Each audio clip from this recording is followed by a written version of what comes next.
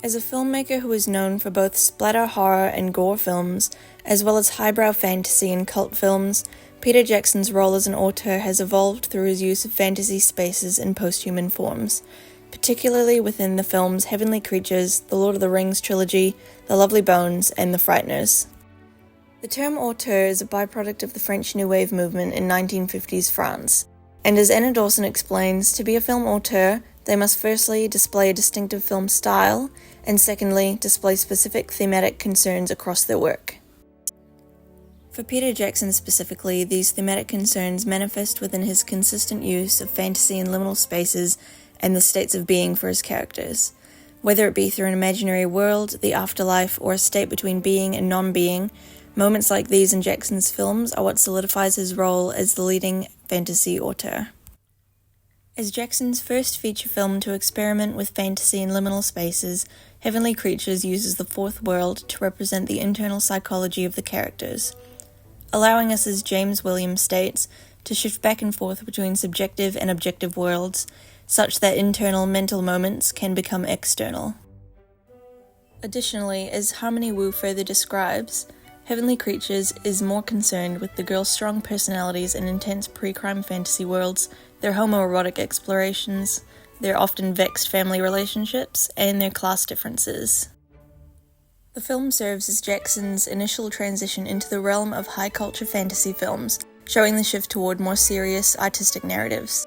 The film serves as a blend of psychological drama and fantasy and marks the beginning of Jackson's evolution into a known fantasy auteur. Many of Jackson's films exemplify traits of Farah Mendelssohn's idea of the portal fantasy, which is all about entry, transition, and negotiation, and for Lord of the Rings in particular, the ring acts as this portal and suggests, according to Alexander Sargent, a more liminal approach to fantasy fiction.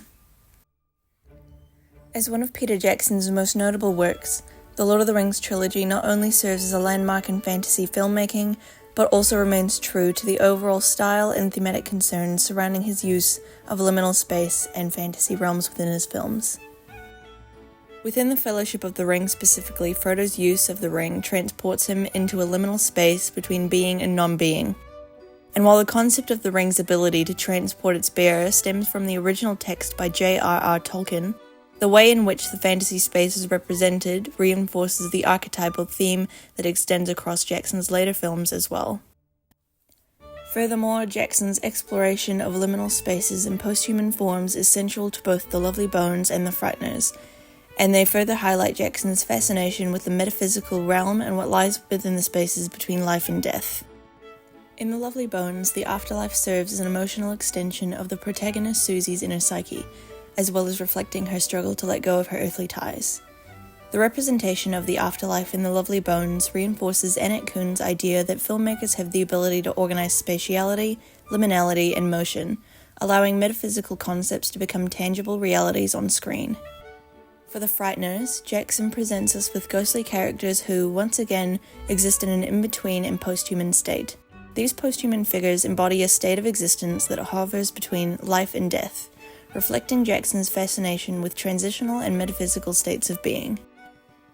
Jackson's consistent focus on liminal spaces across these films underscores his identity as a fantasy auteur. His ability to visualize the metaphysical, whether it be through the emotional landscapes of The Lovely Bones or the playful ghostly interactions in The Frighteners, is central to his filmmaking.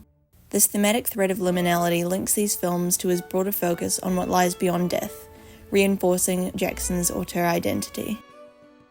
Peter Jackson's evolution as a film auteur can be defined by his consistent devotion to the exploration of liminal and fantasy realms, as well as the representation of post-human and metaphysical forms in his films.